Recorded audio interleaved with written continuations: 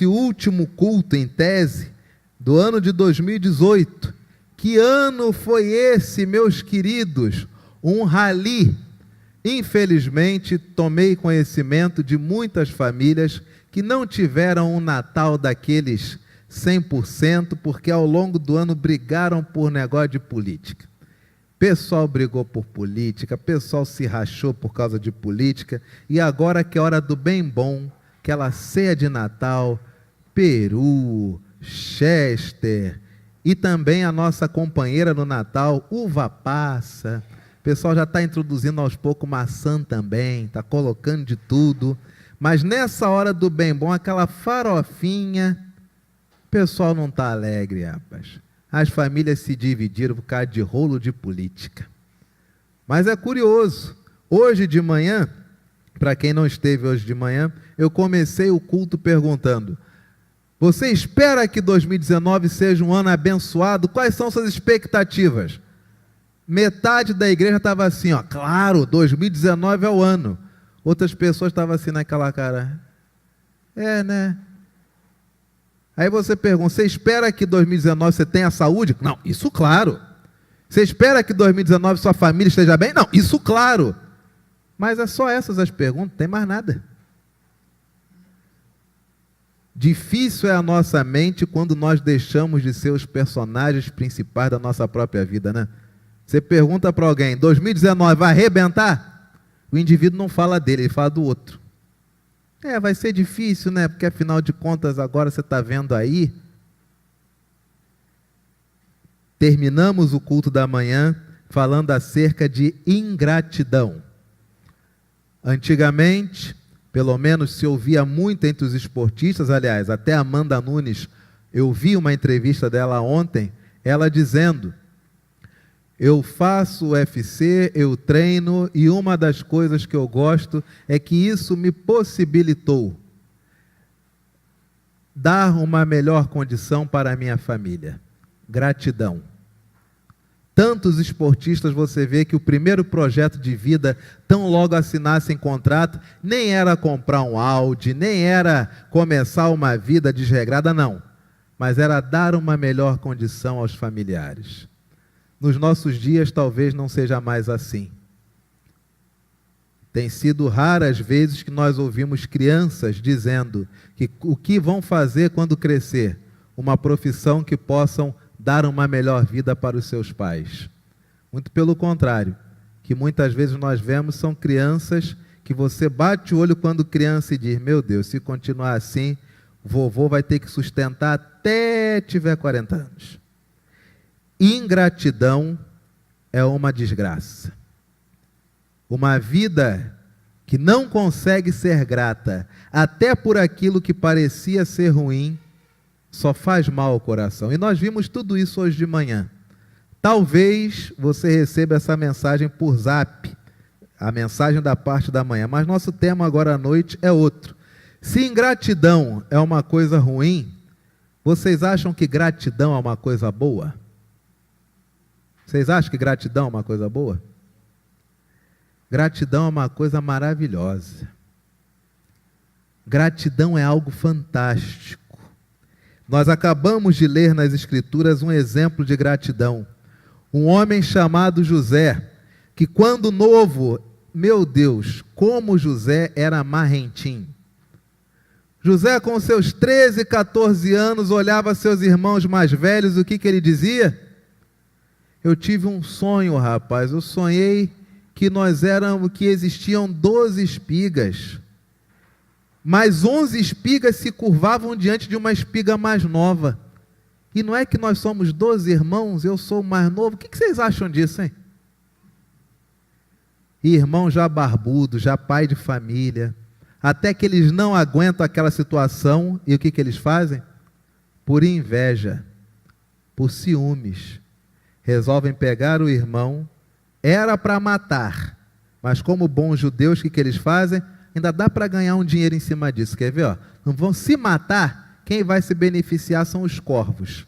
É nosso irmão, esse sangue vai estar nas nossas mãos. Vamos vender, a gente vai pegar esse dinheiro, que o pessoal pagar, a gente ainda reparte, ainda vamos sair no lucro. E assim o fizeram. venderam José. E José passa de casa em casa, lugar em lugar, até que finalmente ele vai parar no Egito. Começa a trabalhar na casa de um cidadão chamado Potifar, administra aquela casa, tem tudo do bom e do melhor. Potifar tem uma posição que era como se fosse um ministro da defesa do Egito, e a palavra do Senhor diz que Potifar, ele simplesmente olha para José e reconhece que José é quem administra a vida dele. Ao ponto de Potifar dizer, olha, eu só sei o prato que eu tenho na minha frente, o garoto aí é que sabe tudo, terreno, ele que tem as cartas de crédito, ele que tem internet banking, tudo é ele, quem fecha negócios é o garoto. E José está arrebentando, escravo, arrebentando. A mulher de Potifar olha para José e diz o quê?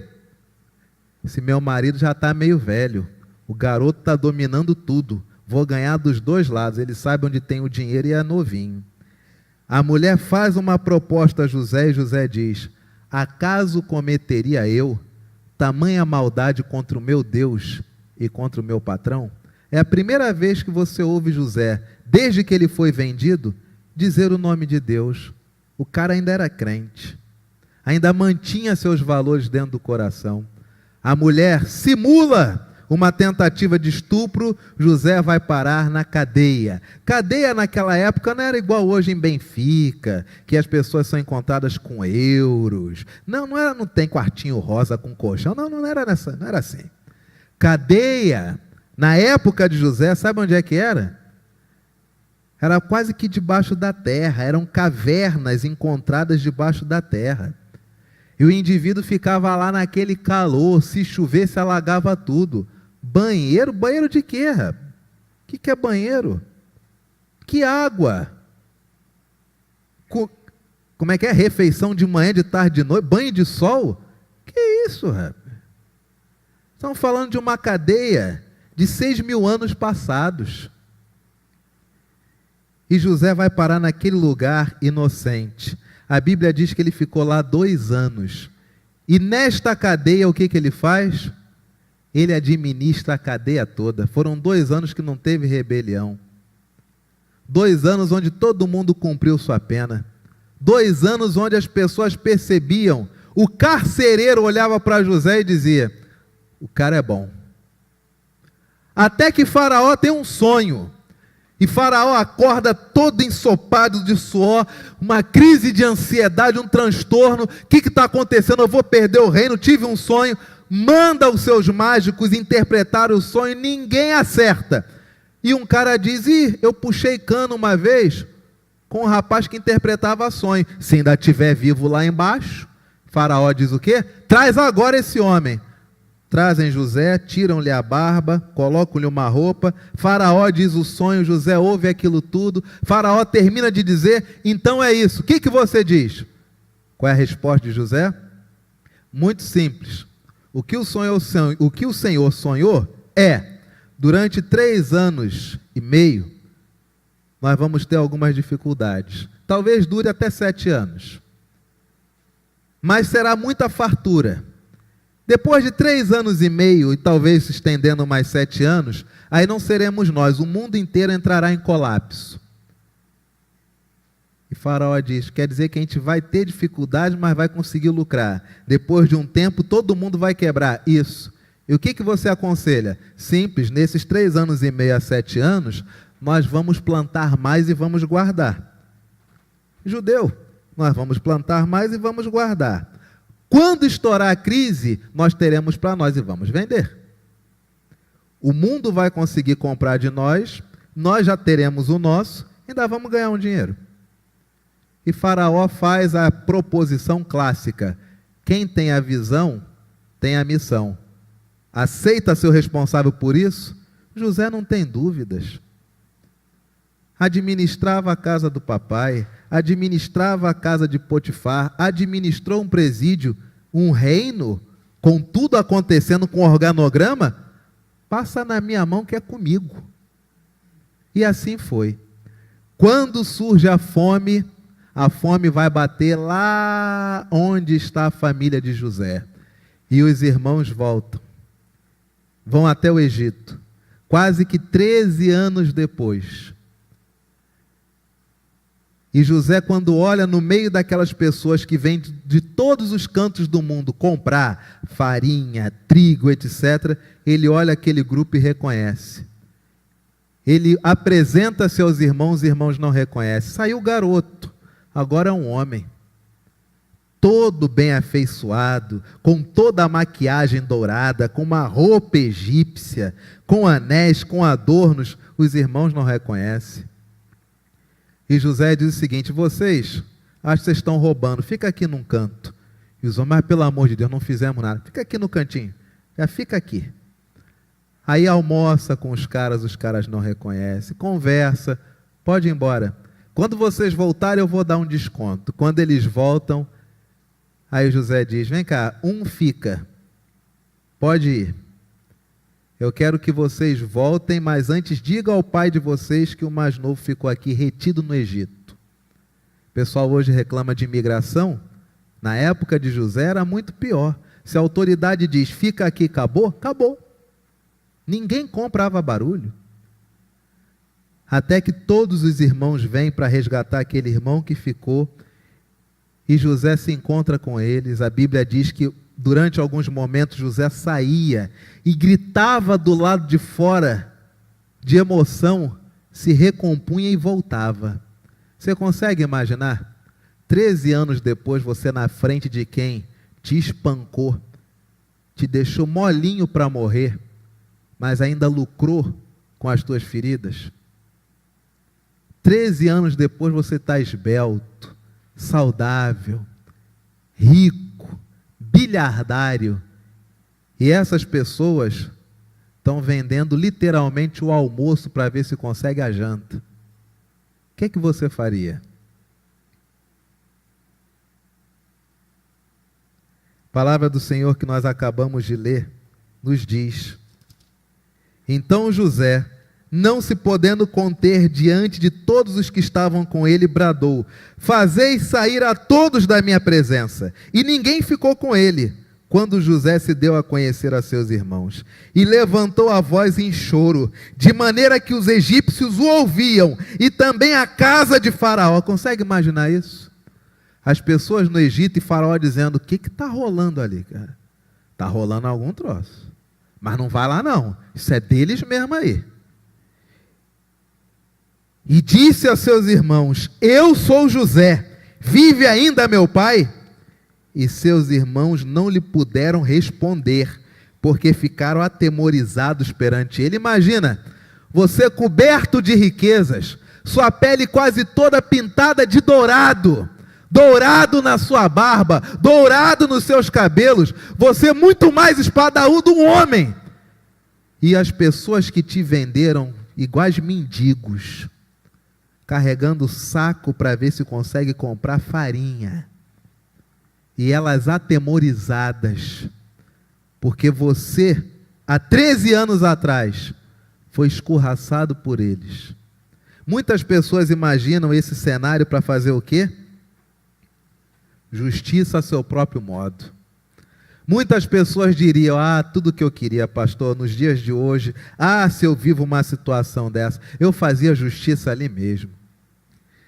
Mas a palavra do Senhor diz que há homens, e há homens segundo o coração de Deus. Disse José a seus irmãos, verso 4, agora chegai-vos a mim. E chegaram-se. Consegue imaginar? José dizendo: venham até mim. E aqueles homens, todos rotos, atemorizados, consegue imaginar? Tudo urinado, literalmente enfesados. Consegue? Então disse: eu sou José, vosso irmão, a quem vendeste para o Egito.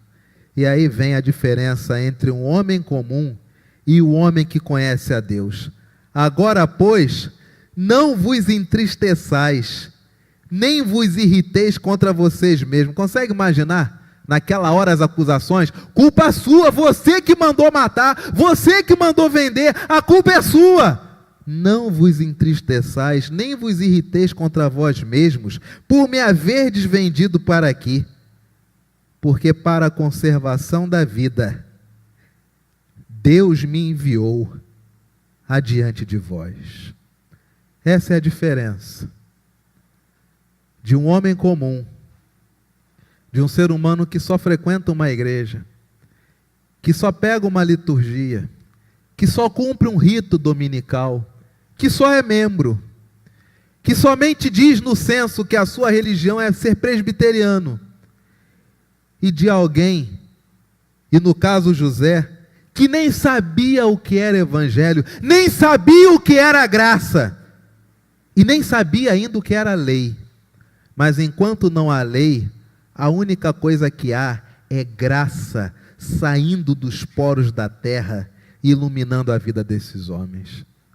Não vos entristeçais, nem tenham ódio uns dos outros,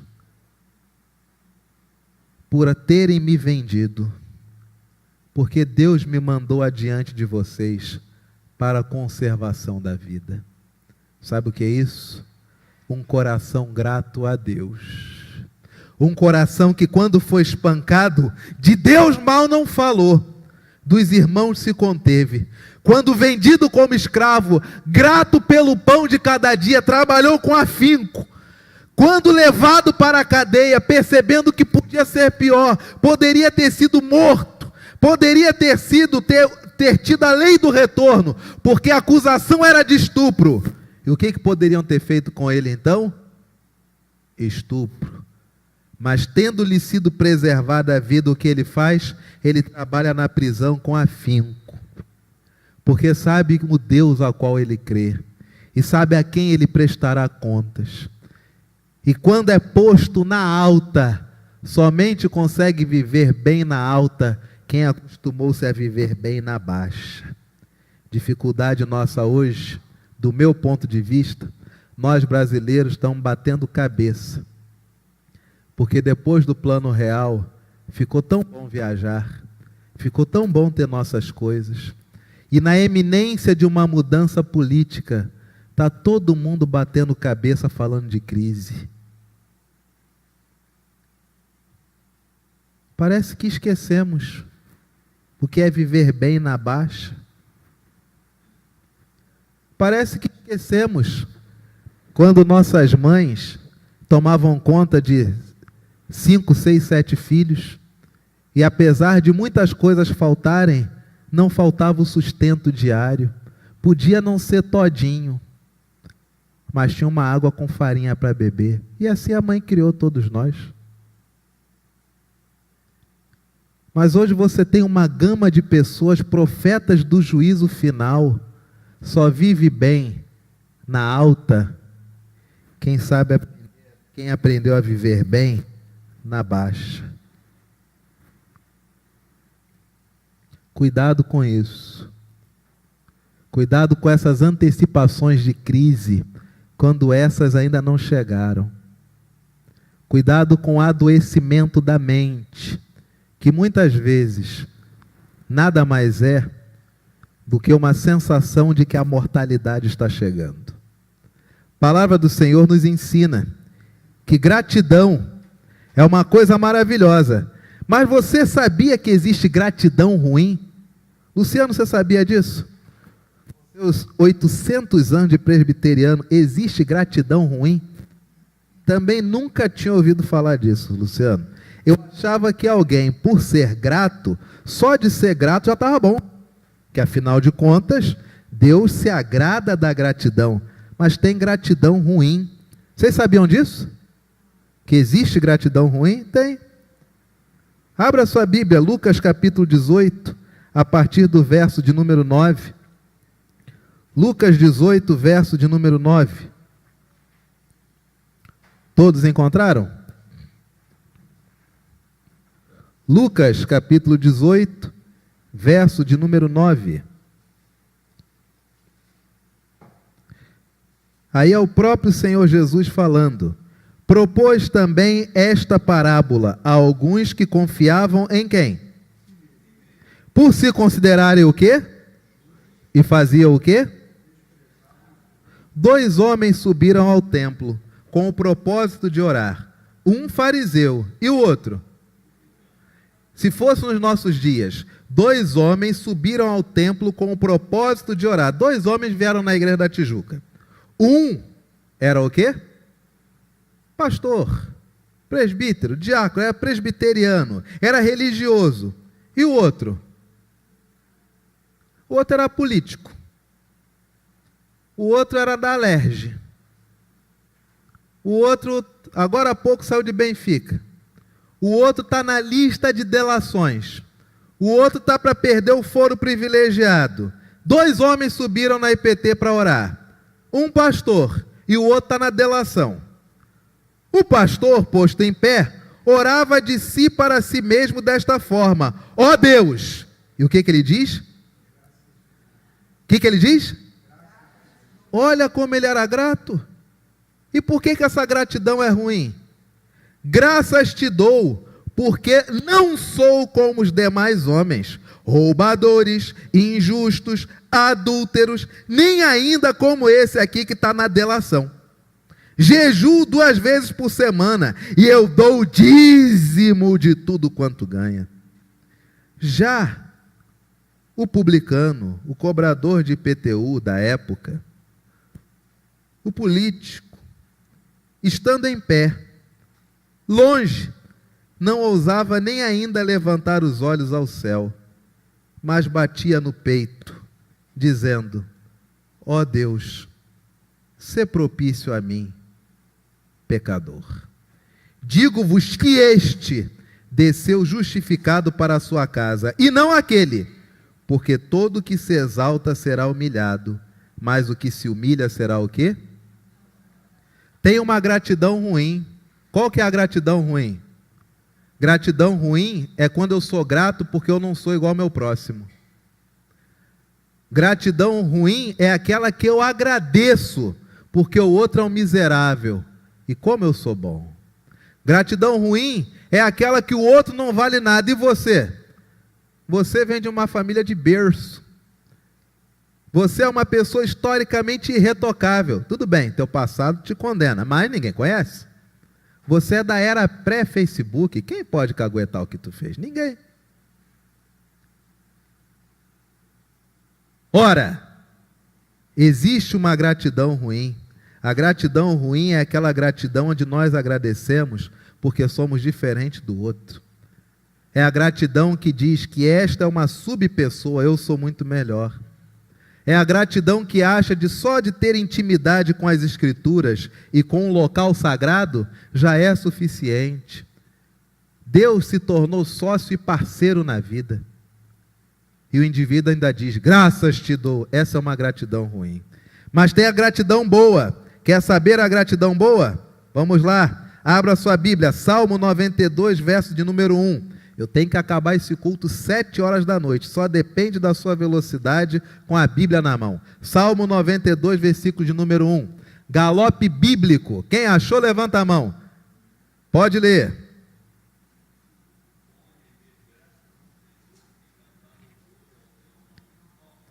Primeira gratidão que é boa. E primeira coisa que nós devemos entender, que gratidão é bom.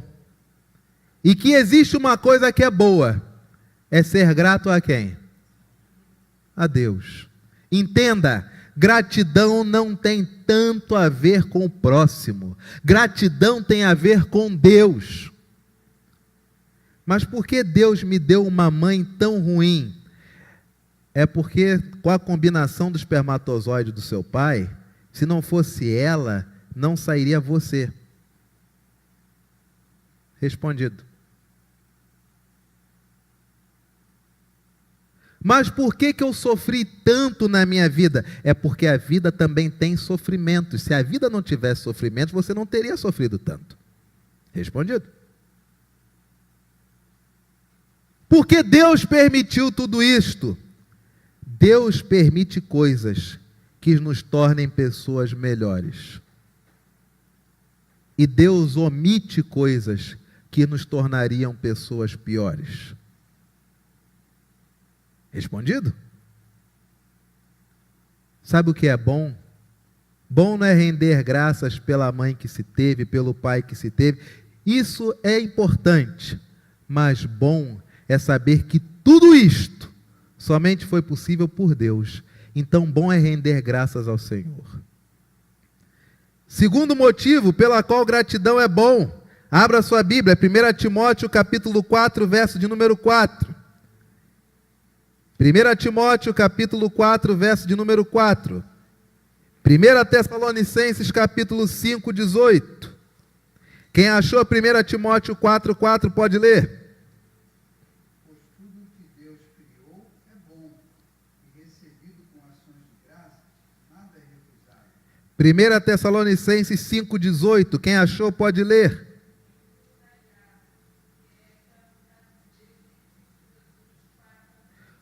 Eu agradeço a Deus pelo quê?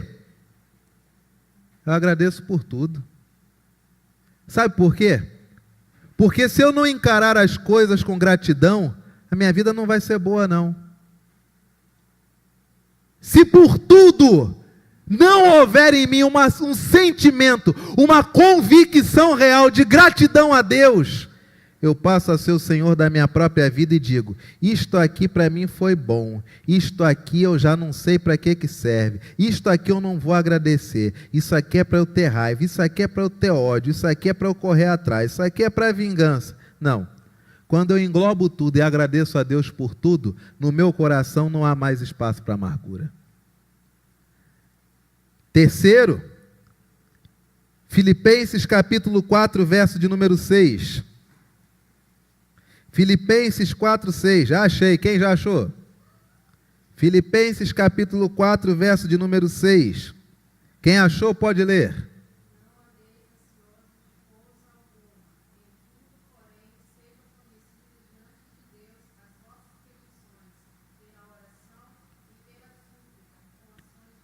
Não ande ansioso por nada, antes que Deus conheça a sua oração, e esta sua oração deve ter como bojo a gratidão. Um coração grato é um coração que não entra em paranoia de ansiedade. Por quê? Porque ele pede, mas ao mesmo tempo ele agradece por tantas coisas que já recebeu, e ele confia que só Deus pode dar. A palavra do Senhor ainda nos ensina. Marcos capítulo 8, verso de número 6. Marcos capítulo 8, verso de número 6. João capítulo 6, verso de número 11. Marcos capítulo 8, verso de número 6. Quem achou pode ler.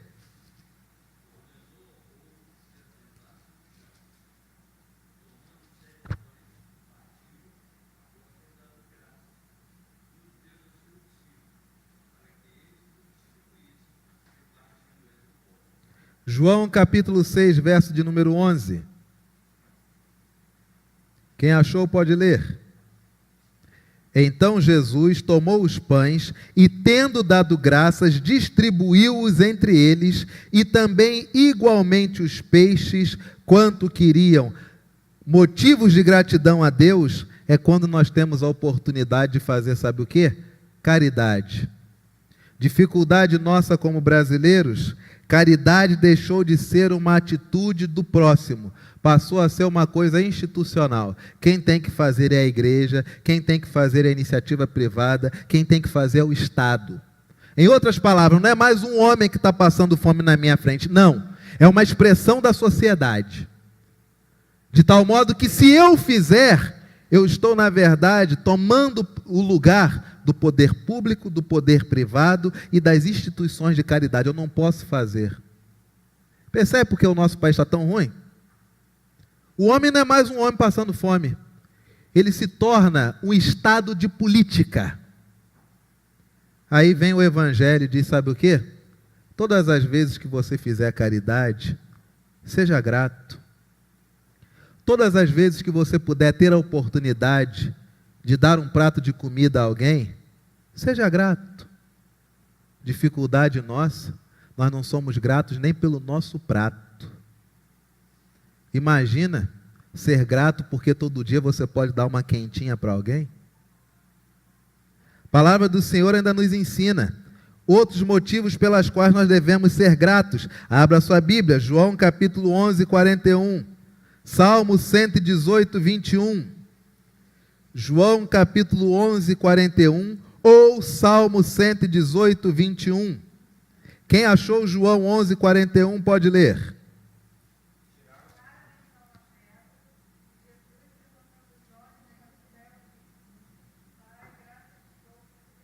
Graças te dou porque me...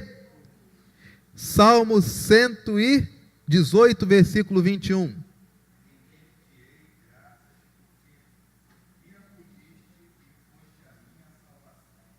Porque me acudistes, porque me ouve. Outro motivo pela qual nós devemos ser gratos, sabe qual que é? Porque Deus nos ouve. Só de Deus nos ouvir, nosso coração já deve ser grato. Você consegue imaginar isso? Seu colega de trabalho, muitas vezes vai para um centro espírita e quer ouvir vozes do além dizendo o que ele deve fazer. E talvez ele nem esteja muito convicto de que aquilo é aquilo mesmo. Tivemos, infelizmente, esse fato alarmante desse João de Deus lá em Abadiânia. Que coisa terrível. Quantas pessoas enganadas. Temos ao longo de diversas religiões, gente sendo enganada. E o que o Evangelho nos ensina? Seja grato, porque se você falar, Deus te ouve. Seja grato, porque se você falar com Deus, Deus está te ouvindo. Dificuldade nossa? Não queremos falar com Deus para sermos ouvidos. Queremos falar de Deus e que os outros nos ouçam. Ao invés de nos aproximarmos de Deus, nos aproximamos dos livros teológicos. Ao invés de querer que o Evangelho trate o nosso coração, nós queremos saber quem é salvo e quem não é salvo. Ao invés de expressarmos nossa gratidão, dando dízimo de tudo aquilo que o Senhor nos dá, não, muito pelo contrário. Queremos ser os doutores da gratidão alheia, querer saber quem deu, quem não deu. Ou no meu caso, é do bruto ou é do líquido. Em outras palavras, sabe o que o Evangelho nos ensina? Seja grato. Só porque Deus te ouve. Um coração grato não tem espaço para amargura. Um coração ingrato, nós vimos hoje de manhã em Gênesis 4. Gratidão também, abra a sua Bíblia, Daniel capítulo 6, verso de número 10. Tem na sua Bíblia Daniel, sim, claro que tem. Achou? Daniel capítulo 6, verso de número 4. Achou? Daniel capítulo 6, versículo 10, perdão. Fizeram o edital e pediram a Nabucodonosor, a Dario, o Medo, olha, só pode ser adorado um Deus que é o imperador. O que o senhor acha? E Dario, tá bom. E Daniel todo dia fazia sua prece ao Deus de Israel.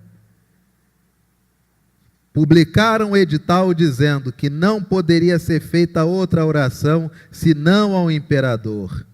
E editaram, e estava criado o interdito. Daniel, pois, quando soube que o decreto, a escritura estava assinada, entrou em sua casa e em cima no seu quarto, onde havia janelas abertas do lado de Jerusalém, 3 vezes por dia se punha de joelhos e orava e dava graças diante do seu Deus. Como? Gratidão independe das circunstâncias. Eu sou grato a Deus quando trabalho e quando sou demitido. Quando vivo períodos de amor e quando vivo períodos de crise. Quando vivo períodos de saúde ou períodos de doença. Gratidão não depende da circunstância a qual eu vivo. Gratidão é a forma como eu reajo às circunstâncias. Gratidão não é fruto do que me vem. Não. Gratidão é a forma como eu vivo aquilo que chega até mim. Gratidão não tem a ver com o que as pessoas te dão. Gratidão tem a ver com como você lida com o que as pessoas te dão ou que tiram de você. Em último lugar, abra sua Bíblia, Mateus 26, verso de número 27. Uma coisa pela qual devemos ser gratos. Mateus capítulo 26, verso de número 27. E esse texto leremos todos a uma só voz e de pé. Mateus capítulo 26, a partir dos versos 26 e 27. Todos encontraram? Mateus 26, 26, 27, todos. Enquanto comiam, tomou Jesus um pão e, abençoando, o partiu e deu-os aos discípulos, dizendo: tomai e comei, isto é o meu corpo. A seguir, tomou um cálice e, tendo dado graças, o deu aos discípulos, dizendo: bebei dele todos. Por quê? Porque isto é o meu sangue, o sangue da nova aliança, derramado em favor de muitos, para a remissão de pecados. Jesus era grato, até pela morte. Um ser imorrível, não era imortal. Jesus nunca foi imortal, tanto é que morreu. Jesus é eterno, é diferente. Um ser eterno é grato pela morte, enquanto nós fugimos da morte como se a vida a nós pertencesse. Morte não é o fim de todas as coisas, pelo contrário, a morte soluciona tudo. É verdade, nem se escandalize com o que eu estou falando, não. A morte não gera crise, a morte só gera soluções. Você está brigado com alguém? Alguém morreu. Você briga com quem agora? Mais ninguém. Você era triste com alguém? Alguém morreu. O que te resta fazer agora? Perdoar. Alguém devia a você, alguém morreu. Essa dívida agora acabou. Você devia a alguém, você morreu. Essa dívida agora acabou. Seus filhos só poderão ser melhor do que você quando você morrer e eles passarem a honrar você. Aí os filhos se tornam melhores. Enquanto nós existimos, o que eles são? Nossos eternos devedores, até de conselhos. Quando nós morremos, o que nós fazemos? O que eles fazem? Tá aí, agora eu entendo meu pai, eu tenho que honrar meu pai. Morte não é ruim. Pelo contrário, a morte resolve tudo. Por isso que Jesus era grato pela morte, porque ele sabia que o sangue dele era a solução de todos os nossos pecados. 2019, que seja um ano onde você comece grato e faça um voto diante de Deus. Nessa noite, que você possa terminar o ano de 2019 tal como você está encerrando 2018, grato. No último culto de 2019, que você se achegue aqui e diga: 2019 foi frenético, mas em tudo eu fui grato. Minha saúde até melhorou. Passei até a dormir melhor. Passei até a me relacionar bem com as pessoas. E nunca estive tão próximo de Deus quanto agora. Um coração grato não tem espaço para amargura. Amém, queridos?